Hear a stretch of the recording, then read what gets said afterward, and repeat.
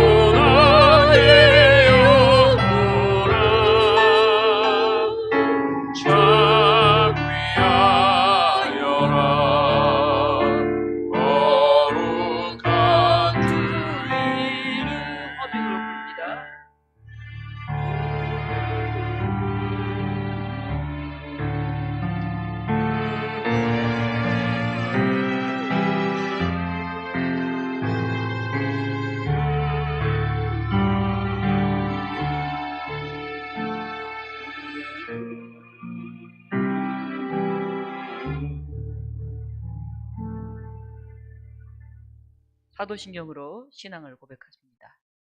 나는 전능하신 아버지 하나님, 천지의 창조주를 믿습니다. 나는 그의 유일하신 아들, 우리 주 예수 그리스도를 믿습니다.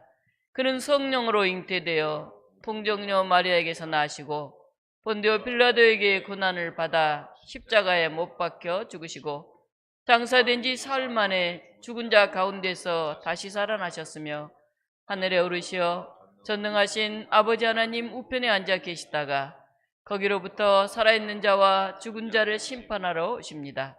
나는 성령을 믿으며 거룩한 공교회와 성도의 교제와 죄를 용서받는 것과 몸의 부활과 영생을 믿습니다. 아멘.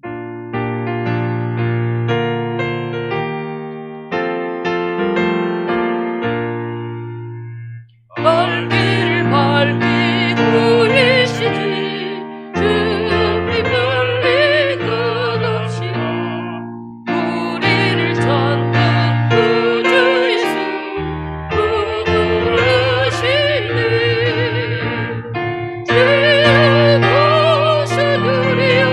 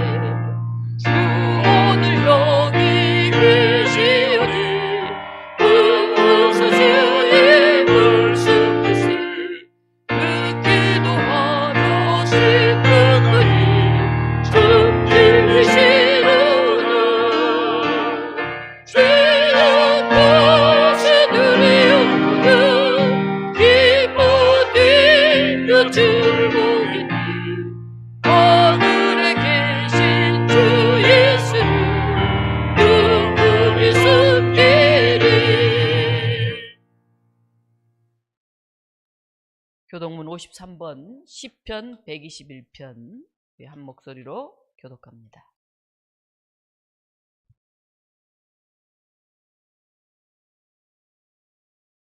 내가 산을 향하여 눈을 들리라. 나의 도움이 어디서 올까? 나의 도움은 천지를 이으신 여호와에게서로다. 여호와께서 너를 실족하지 아니하게 하시며 너를 지키시는 이가 졸지 아니하시리로다. 이스라엘을 지키시는 이는 졸지도 아니하시고 주무시지도 아니하시리로다. 여호와는 너를 지키시는 이시라. 여호와께서 내 오른쪽에서 내 그늘이 되시나니 낮에 해가 너를 상하게 하지 아니하며 밤의 달도 너를 내치지 아니하리로다. 여호와께서 너를 지켜 모든 환난을 면하게 하시며 또 내 영혼을 지키시리로다. 여호와께서 너의 출입을 지금부터 영원까지 지키시리로다. 아멘. 유한식 장로님께서 기도 인도하시겠습니다. 믿는 자들에게 하늘에 하나님의 자녀가 되는 권세를 주시고 영접하는 자들에게 구원을 허락하시는 하나님 아버지, 오늘도 무더운 여름 7월 둘째 일주일 이 시간 찬송과 영광을 주님께 올려드리기 위하여 모였습니다. 이 자리에 모인 저희들 위해 성령 충만함을 부어주시고 성결케 하사 이 예배를 기쁘게 받아 주시옵소서. 저희를 향하신 주님의 인자하심에 감사를 드립니다. 한 주간도 세상 속에서 구별된 하나님의 자녀로서 부끄럽게 산 시간들을 자박하오니 하나님, 우리의 마음을 성결케 하여 새롭게 거듭나는 시간 되게 하여 주옵소서. 사랑의 주님, 폭우와 폭염과 태풍으로 인하여 세계 여러 나라와 많은 국민이 어려움 속에 처해 있지만 나라 정치, 경제, 외교, 국방 등을 주님의 권능으로 세워주시고 모든 국민이 하나님을 경외하며 따르는 복된 나라 되게 하옵소서. 주님의 교회도 하나님의 권능으로 세우셨사오니 교회를 찾는 성도들마다 아직도 교회를 통해서 일하시는 하나님의 능력을 체험케 하여 주시고 주의 은혜를 사모하는 각 사람마다 성령의 충만함을 부어주시고자 하시는 주님의 크신 은총을 깨닫게 하여 주시옵소서. 주님을 의지하여 사모하는 성도들이 넘쳐날 때 주님의 교회가 질적인 것과 양적인 모든 면에서 날로 부흥되게 하시고 주님의 살아계심을 온 누리에 나타낼 수 있는 능력의 교회가 되게 하여 주시옵소서. 저희의 삶의 문제를 해결하시는 하나님, 지금 육체적으로나 정신적으로 또는 여러 가지 어려움으로 고통당하는 성도들도 있습니다. 저희들의 일거수일투족을 눈동자 같이 지키시는 주님께서 그들의 기도와 간구를 들어주셔서 영육간의 모든 고통에서 자유함을 얻게 하시고 특별히 젊은 청년들 어려운 환경 속에서 낙심치 않게 하시고 주님의 주시는 평안과 기쁨으로 찬양할 수 있는 삶이 되게 하여 주시옵소서. 오늘도 하나님을 의지하여 말씀을 선포하시는 목사님을 권세 있게 하셔서 말씀의 귀를 기울여 듣는 모든 자들이 주님의 역사하심을 체험하고 변화되는 놀라운 은혜의 시간이 되게 하여 주시옵소서. 예배의 시종을 주관하고 주시기를 간절히 바라오며 예수 그리스도의 이름으로 기도드립니다. 아멘.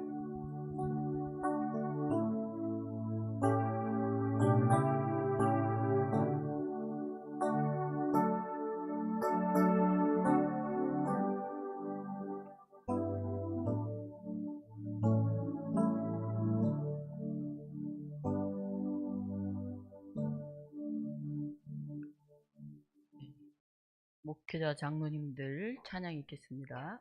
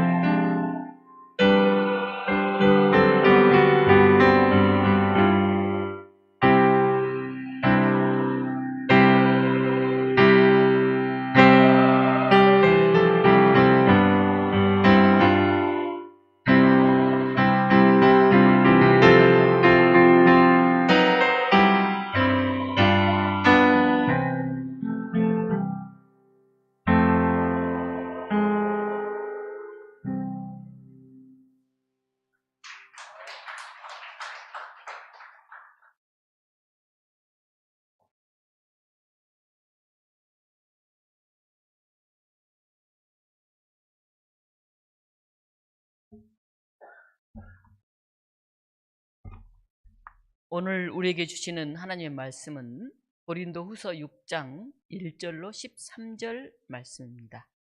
고린도후서 6장 1절로 13절을 교독으로 함께 봉독합니다. 우리가 하나님과 함께 일하는 자로서 너희를 고나노니 하나님의 은혜를 헛되이 받지 말라.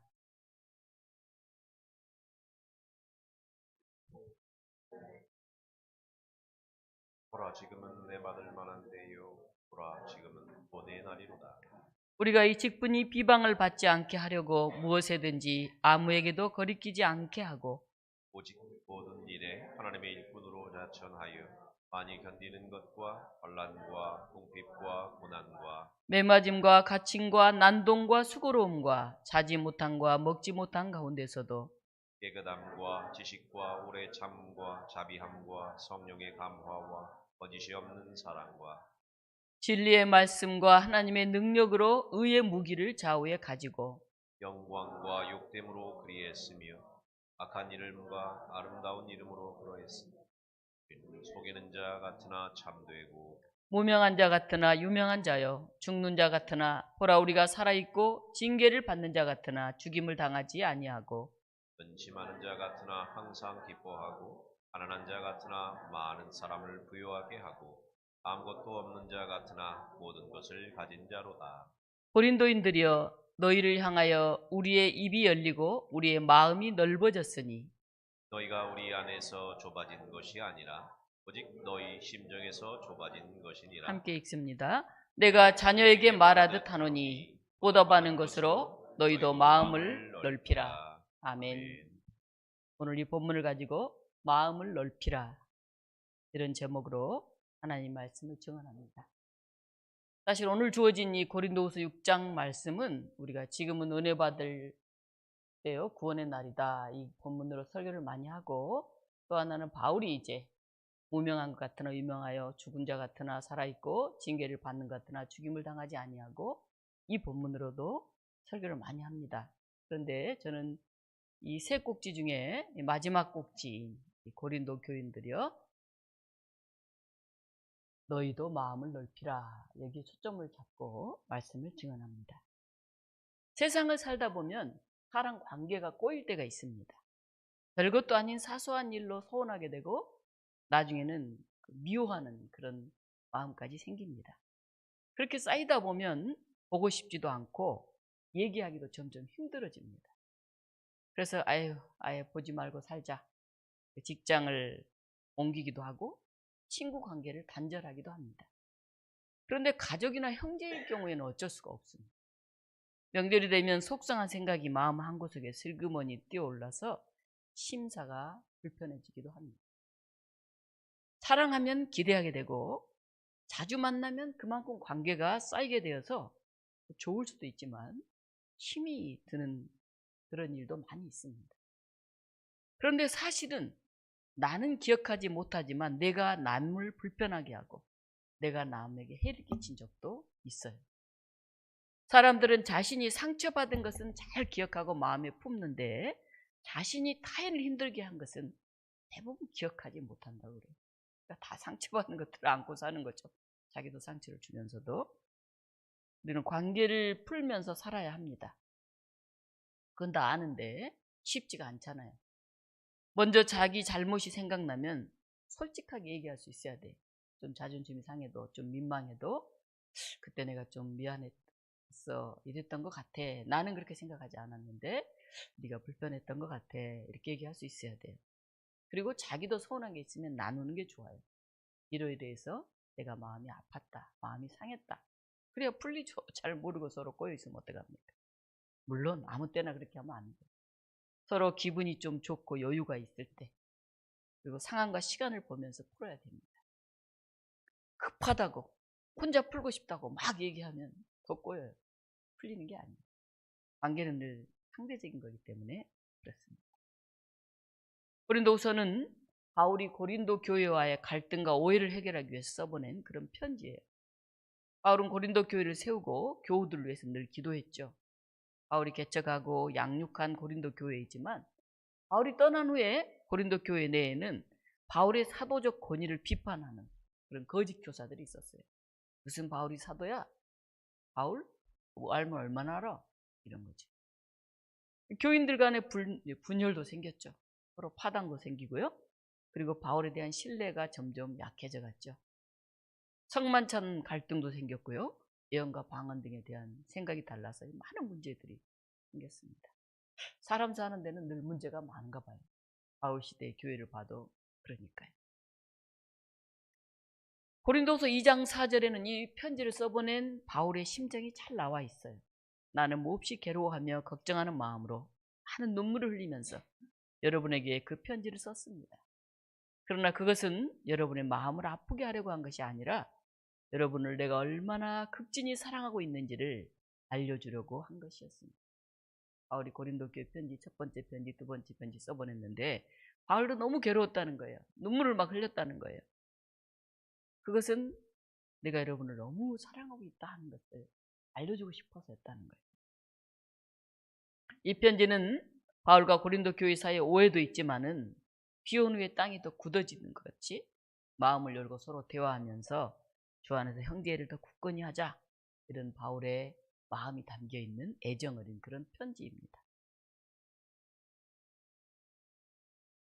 권면이나 충고를 해야 할 때가 있어요. 꼭 들려주는 게 사실은 좋잖아요. 그런데 요즘 이런 말 하기가 점점 더 어려워요. 사람들이 정보를 나름대로 많이 알고 있고 살아가는 방식이 굉장히 많이 달라요. 그리고 요즘 사람들은 개성이 너무 뚜렷해가지고 권고나 충고도 잘 안 들어요. 당신이나 잘하세요, 이렇게 생각하는 것 같아요. 그러니까 무슨 말 하려고 해도 이거 말하면 들을까? 이 생각부터 들어요. 친구들, 형제들, 심지어 자녀들도 그래요. 내 생각과 경험에서 볼 때는 이게 정말 바람직하고 꼭 이걸 알려주고 싶은데 말해주기가 어려워요. 잘 안 들으니까. 집안 좁은 건 살아도 마음 좁은 것은 못 산다, 그런 말이 있잖아요. 바울도 고린도 교인들에게 이렇게 말합니다. 내가 자녀에게 말하듯 하는 보답하는 심정으로라도 너희 마음을 좀 넓혀라. 야, 마음 좀 넓히고 살자 하는 얘기죠. 그리고 또 나아가서 말합니다. 너희가 우리 안에서 좁아진 것이 아니라 오직 너희 심정에서 좁아진 것이다. 달리 말하면 우리 때문이 아니고 네가 마음이 좁아서 그렇다. 속 좀 좁게 쓰지 말고 살아라, 그런 말이에요. 그리고 바울은 말하죠. 고린도인이여, 너희를 향하여 우리의 입이 열리고 우리의 마음이 넓어졌다. 입이 열렸다는 것은 우리는 진실하고 솔직하게 말했다는 거예요. 우리 마음이 넓어졌다는 것은 고린도 교인들을 사랑과 관용으로 우리가 이렇게 포용했다는 거예요. 우리가 솔직하게 정말 사랑으로 마음을 열고 너희를 이렇게 포용했는데 너희는 왜 이렇게 속을 좁게 쓰냐, 그 말입니다. 바울은 자신에 대해 오해하고 비난하는 그들을 비판하거나 거리감을 두지 않고 오히려 품으려고 하는, 내가 아버지의 심정으로, 부모의 심정으로 너희들 이렇게 사랑하는데 제발 마음 좀 넓게 써라, 그런 얘기죠. 바울은 고린도 교인들과의 관계가 소원해진 그 원인이 자기에게 있는 것이 아니라 바로 자신은 사랑하고 여전히 기도하고 있는데 문제는 너희들의 심정이 좁아서 그렇다 하는 거예요. 이는 고린도 교인들이 바울을 오해하거나 거짓 교사들의 영향을 받아서 바울을 신뢰하지 않고 마음을 닫았다 하는 것을 간접적으로 암시하고 있습니다. 바울은 예수 그리스도의 복음을 위해서 누구보다도 헌신하면서 살아왔어요. 그가 개척가에 세운 교회를 위해서는 더더욱 그러했죠.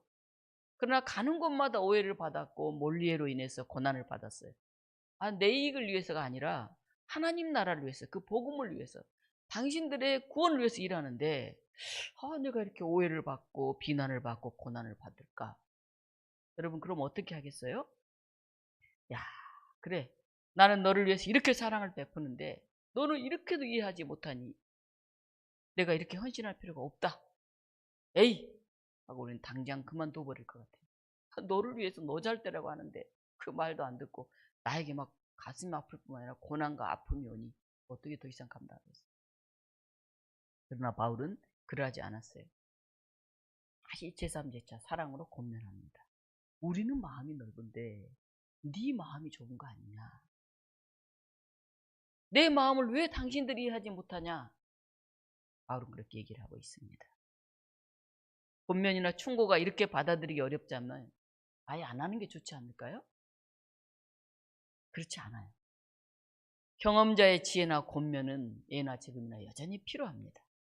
그런데 권면이나 충고가 통하기 위한 두 가지 전제 조건이 있어요. 첫째, 누군가에게 권면하거나 충고하려면 그 권면하는 사람의 성품이나 그것이 신뢰할 만해야 돼요. 이랬다 저랬다 하고 삐쭉삐쭉하고 이런 사람이 탁 얘기하면 아이고 저거 또 저런 마음 쓰네 이럴 거 아니에요? 그리고 살아온 삶이 믿음의 삶이 본받을 만해야 돼요. 어이구 말은 잘하네. 지는 아주 엉터리로 살면서. 그럼 그걸 받아들이기가 어렵죠.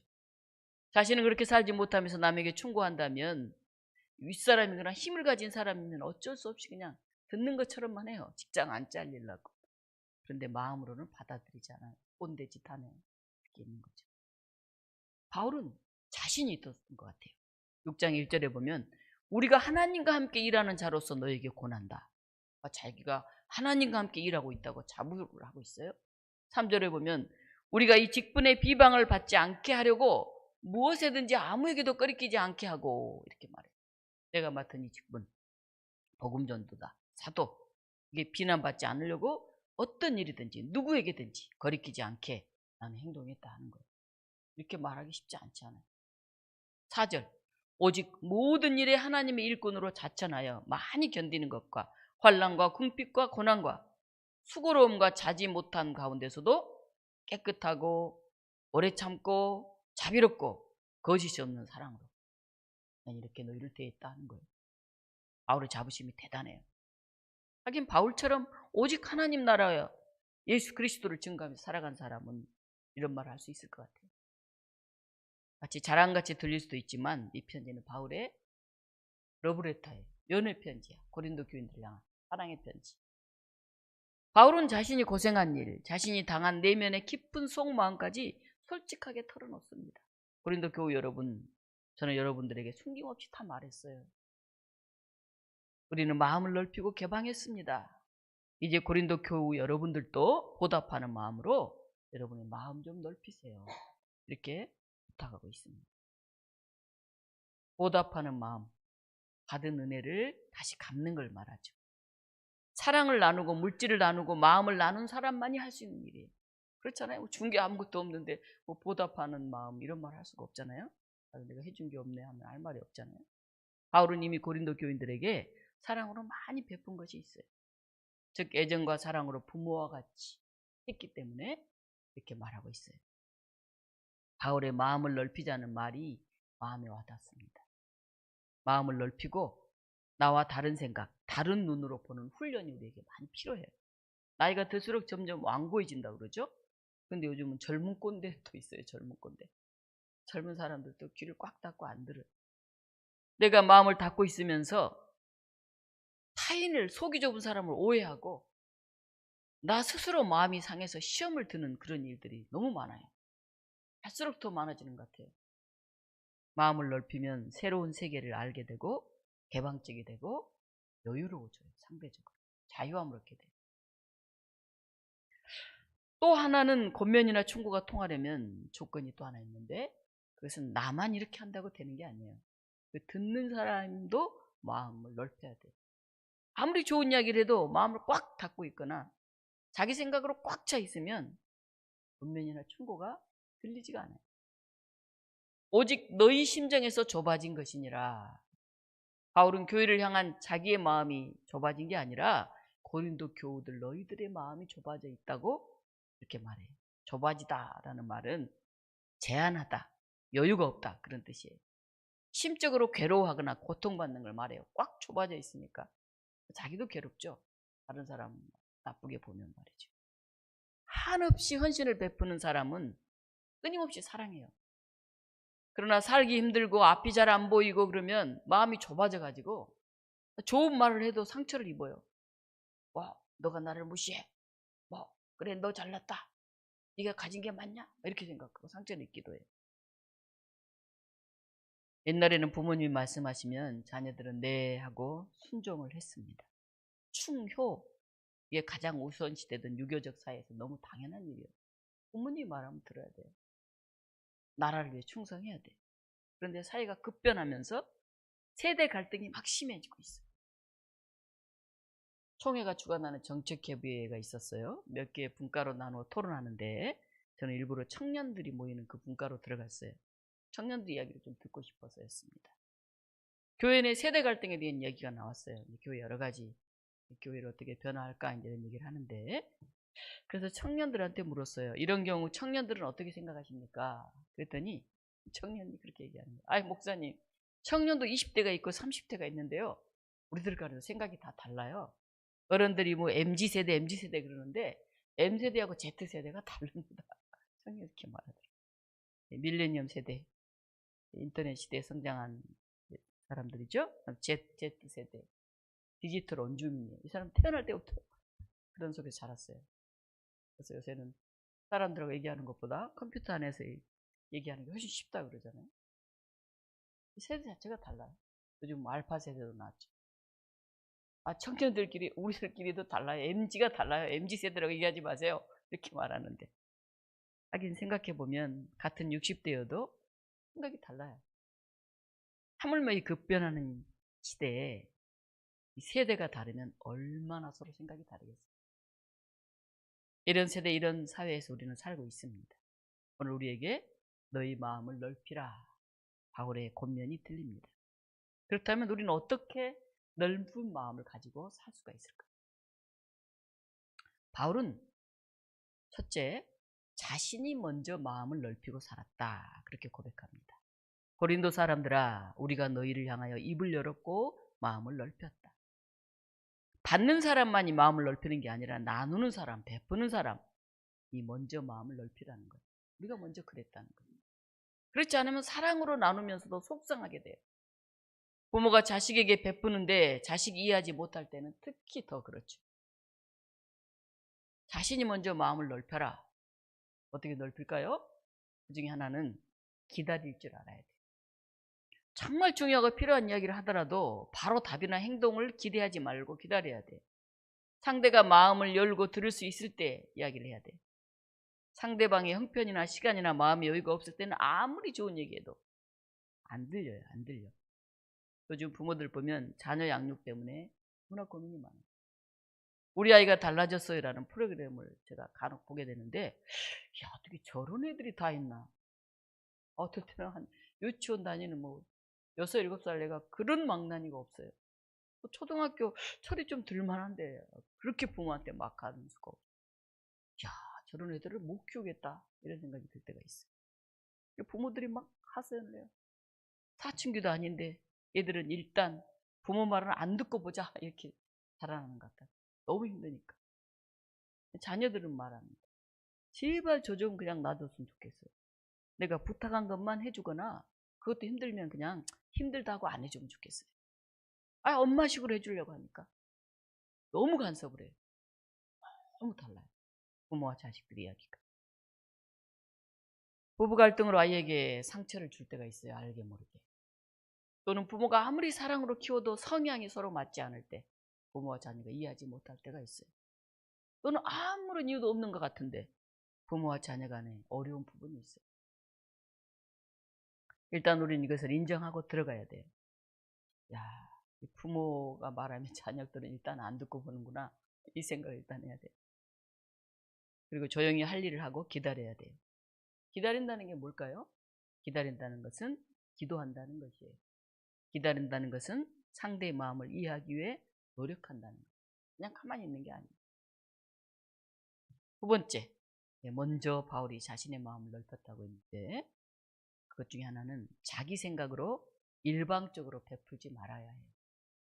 상대방의 마음과 상태를 그의 입장에서 있는 그대로 읽어주기만 해도 많이 풀려요. 아, 이래서 그랬구나 하면 애가 확 풀려요. 해주면 잘해주는데 안 풀려요. 그 마음을 읽으려고 노력을 해야 돼요. 그런데 내 생각, 내 방식으로 우리는 늘 살아가기 때문에 아무리 좋은 것이라도 서로 통하기가 어려워요. 때로는 상대의 생각과 방식이 맞을 수도 있어요. 내가 맞는 게 아니에요. 특히 요즘 젊은 아이들은 살아가는 방식과 문화가 어른들과 너무 달라서 일방적으로 강요하거나 사랑을 베풀면 안 돼요. 사랑을 줄수록 서로 서운하고 그걸 받지 못하는 상대방 왜 일방적으로 줄까 생각하니까 서로 상처가 깊어져요. 헌법 해설서를 요즘 새로 쓰고 있는데요. 성탄에 있는 모교회에서 이제 계속 모입니다. 중간쯤이니까 전라도에서, 충청도에서, 뭐 서울에서도 가고 그러니까 그 교회에서 모여요. 거기에 참석한 장로님이 자기 아들이 꼭 바로 옆에 산대요. 전라도에서 올라오셨기 때문에 저희가 아이고 오신 길에 아들 집에 좀 들렸다 가세요. 이렇게 얘기를 했어요. 그랬더니 손녀가 보고 싶긴 한데 며느리가 부담스러울까봐 그냥 조용히 내려갑니다. 전화도 안 하고 올라왔다 말도 안 하고 이렇게 얘기하는 거예요. 여러 번 오시는데. 그러면서 하시는 말씀이 그래요. 요즘 자식 집에 가면 냉장고 열어보면 안 된대요. 그분이 70이신 것 같아요. 그 얘기를 해요. 그 말 듣고 마음이 참 씁쓸하더라고요. 그러니까 옆에 있는 목사님 한 분이 요새 김치 담아서 수의실에 놓고 간 부모가 제일 좋은 부모라고 그러잖아요. 이렇게 얘기를 해요. 그런데 김치 생각이 났어요. 자식이 어떻게 사는지 보고 싶어 가는 거지. 김치 담아서 갖다 주려고 하겠습니까? 우리 가족도 김치 때문에 맨날 싸웠던 기억이 제가 났어요. 저희 어머님 정말 김치 많이 담아주시거든요. 부모는 사랑으로 베풀어 주는데 자식들은 그 엄마가 힘들까 봐서 고맙지만 또 미안해서 또 한편으로 너무 바쁘게 살고 있는데 밖에서 먹을 때가 더 많은데 다 먹지도 못하니까 귀하게 남는 게 아까워서 이 서로 너무 안 맞는 거예요. 마음들. 쉽지 않죠. 그러면 바울은 먼저 마음을 넓히면서 살았다 이렇게 말하는데 뭐 베푸는 사람만 마음을 넓혀야 되느냐? 아니죠. 받는 사람도 마음을 넓혀야 돼요. 보답하는 양으로라도 너희들도 제발 마음을 넓혀다오. 바울이 그렇게 얘기하잖아요. 그들은 바울을 온전히 받아들이지 못하고 의심하고 있어요. 사람이 사도 맞나? 난 한 말 맞아? 바울은 말합니다. 나는 마음을 넓혀서 당신들을 받아들였습니다. 내가 여러분을 거절한 것이 아닙니다. 당신들 스스로의 좁은 마음이 나를 배척하고 거절한 것입니다. 그러니 나를 용납하십시오. 나를 받아들이십시오 하는 거예요. 우리가 부모님들을 받아들여야 돼요. 부모님들은 우리와 세대가 너무 달라요. 키오스크 잘 못 쓰잖아요. 저도 누르기는 하는데 그 탁 있으면 조금 부담부터 가요 벌써. 지금 이제 많이 자유로워졌는데 처음에는 키오스크 누르려고 하면 불편하던데 우리 어르신들은 뭐 하면 말할 것도 없죠. 야 은행에 가는 것도 힘들다. 요즘 어르신들이 그래요. 아이고 뭐가 이렇게 복잡하냐. 그래서 우리가 어르신들을 용납해야 돼요. 용납. 바울은 부모가 자녀에게 말하듯 애정어린 권면을 합니다. 고린도 교우들 마음을 여십시오. 마음을 넓히십시오. 받아들이십시오.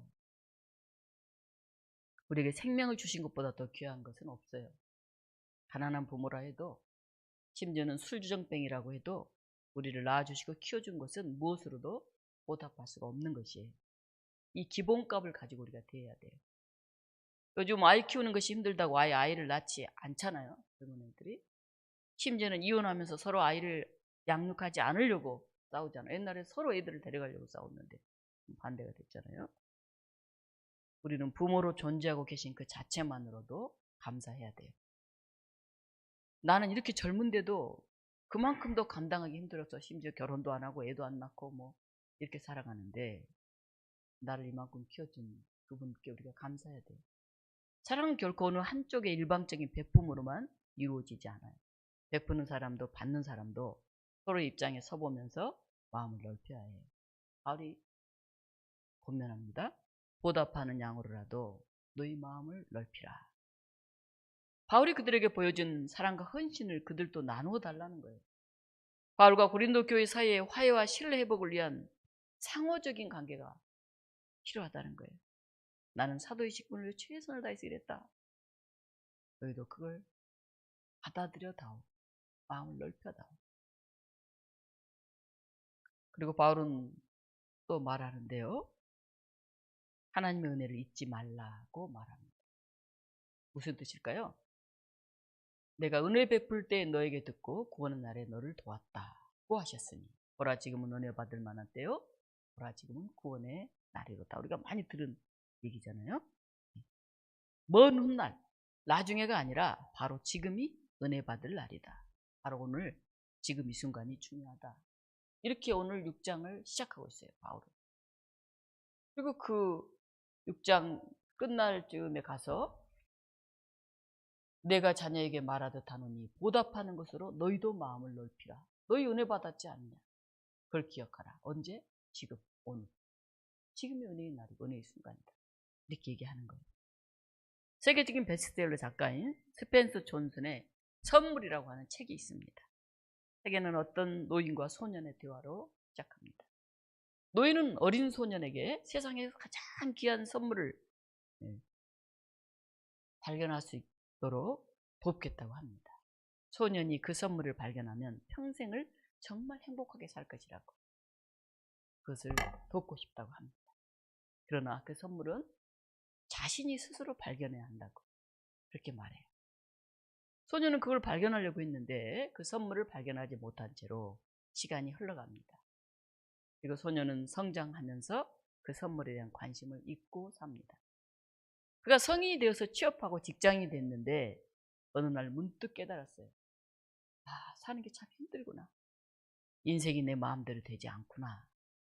친구도 잘 안 되고 스트레스가 막 쌓여가는데 비로소 소년이었을 때 만났던 그 할아버지가 생각이 났어요. 그때 그 노인이 선물을 발견하고 지금도 살아계실까? 다시 그 노인을 찾아가 보자 다행히 노인이 생존해 계셨어요. 근데 대뜸 노인이 그래요. 아직도 선물을 찾지 못했냐고 이렇게 물어요. 그 얼굴을 딱 보니까 별로 행복해 보이지 않았나 봐요.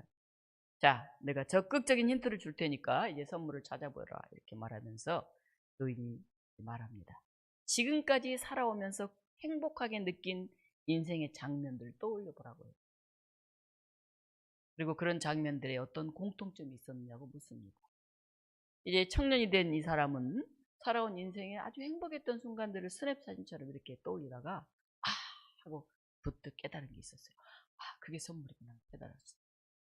그가 행복했던 모든 경우의 공통점을 보니까 그가 무언가 아주 열정적으로 몰입했던 그 순간들이었다는 걸 딱 깨달은 거예요. 그 열정적으로 내가 최선을 다해서 일했던 바로 그 순간 그때 내가 행복했었구나. 그걸 깨달았어요. 그것은 바로 현재라고 하는 그 순간이었습니다. 영어 단어로 프레젠트, 선물, 이것은 현재를 의미하기도 합니다. 오늘, 이 시간. 이게 선물이라는 거예요. 바울은 바로 지금이 은혜 받을 시간이라고 합니다. 성경은 영혼을 강조하지만 동시에 그 영혼은 지금 여기서부터 시작된다고 말합니다. 하나님의 나라는 미래의 선물인 것 같지만 지금 이 순간 여기에서부터 경험될 수 있는 현재의 선물입니다. 바로 지금 이 순간을 우리가 영혼의 순간이라고 생각하시기 바랍니다. 지금이 은혜 받을 때요. 지금이 구원의 날이라고 고백하시기 바랍니다. 그리고 바로 지금 여러분의 마음을 넓히십시오. 바로 지금 여러분 옆에 있는 사람, 여러분이 받아들일 수 없는 그 사람을 용납하십시오. 바울이 영원히 사는 것이 아닙니다. 우리의 부모님들도 계속 살아계시지 않습니다. 바로 그 친구가 늘 그곳에 있는 것도 아닙니다. 오늘 당장 실천하고 오늘 이 순간을 평화롭게 살아가시기를 바랍니다. 사랑하는 독립교우 여러분, 오늘 바로 지금 여러분의 마음을 넓히십시오. 이제 상반기가 지나고 하반기가 시작되었습니다. 우리가 좁은 마음으로 오해하고 있었다고 한다면, 서로 관점이 달라 풀기 어려운 관계에 있었다고 한다면 바로 그 가까운 사람들을 위해서 기도하시고 용납하시기 바랍니다. 부모와 형제, 친구, 교우들 여전히 좁은 마음, 닫힌 마음이 있었다면 바울의 편지를 생각하면서 여러분의 마음을 넓히시기 바랍니다. 바로 오늘, 지금이 화해의 시간이고 은혜를 나눌 시간입니다. 우리 같이 기도하겠습니다. 하나님, 우리 안에 불편한 사람들을 위해서 기도합니다. 우리 안에 갈등이 있는 사람들을 위해서 기도합니다. 우리가 용납하게 하시고 마음을 넓힐 수 있게 하여 주시옵소서. 더 나아가서 남북의 갈등을 위해서 기도합니다. 세계의 평화가 깨어진 것을 위해서 기도합니다.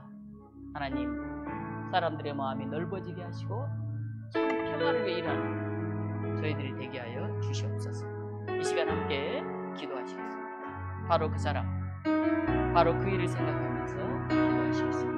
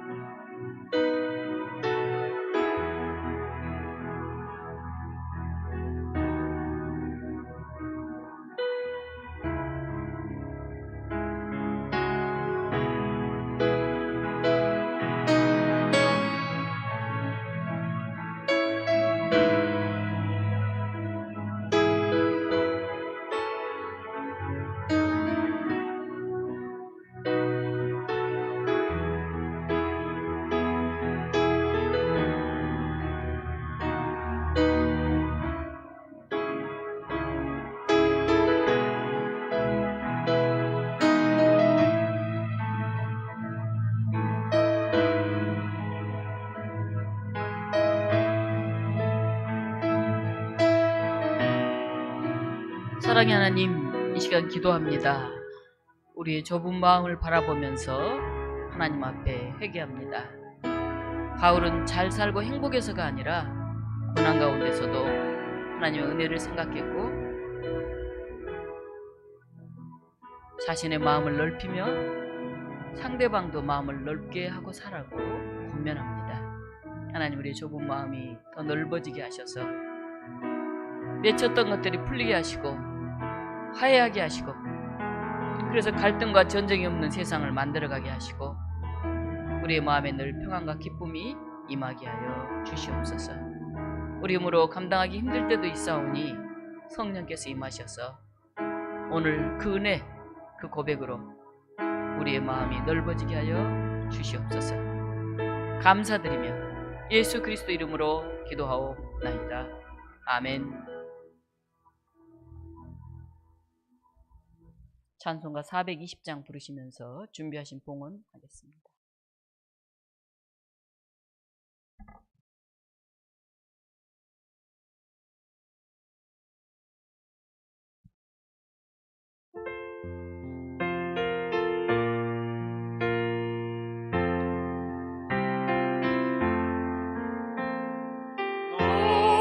성결케이 늘 기도하며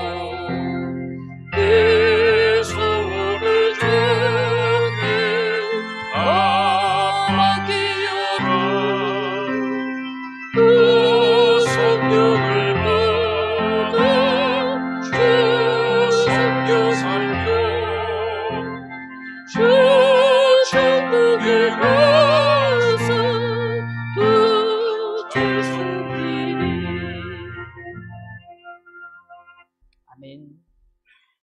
이 시간 알림과 교제 시간입니다. 우리 앞뒤 옆 사람과 평화 인사 나누겠습니다. 샬롬, 잘 오셨습니다. 네, 축복합니다. 네, 환영합니다.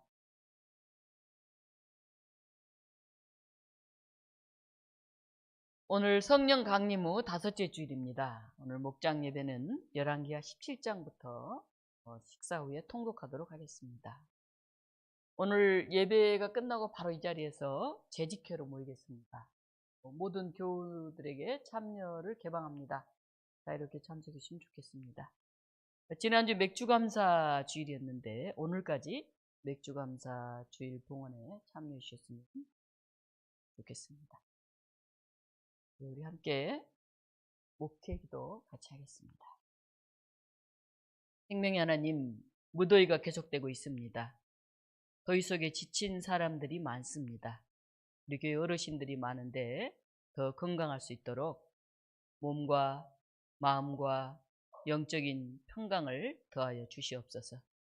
우리가 속상하고 힘들 때 오늘 바울의 말씀을 기억하면서 우리의 마음을 넓히게 하여 주시옵소서. 또 우리에게 힘들게 하는 사람들을 바라보면서 우리가 축복하고 기다릴 수 있게 하여 주시옵소서. 하나님, 어렵고 연약한 가운데서도 주님 앞에 우리의 예물을 드립니다. 기쁨으로 받아주시고 우리의 하반기가 더 생동감 있고 신명나는 삶이 되도록 축복하여 주시옵소서. 우리 주 예수 그리스도 이름으로 기도하옵나이다. 아멘. 419장 일어나서 함께 부르겠습니다.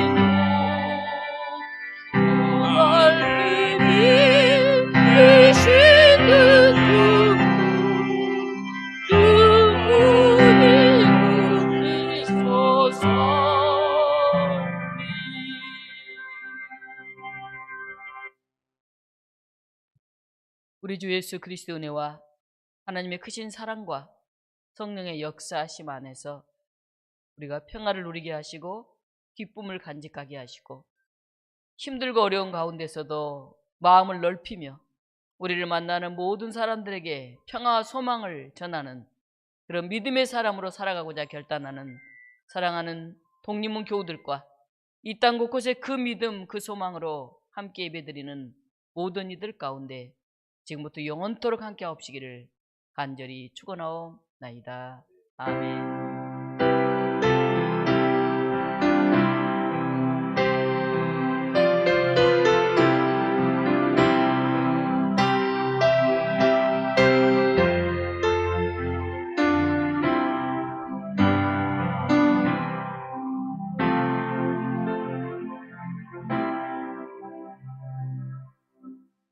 자리에 그대로 앉아주시기 바랍니다.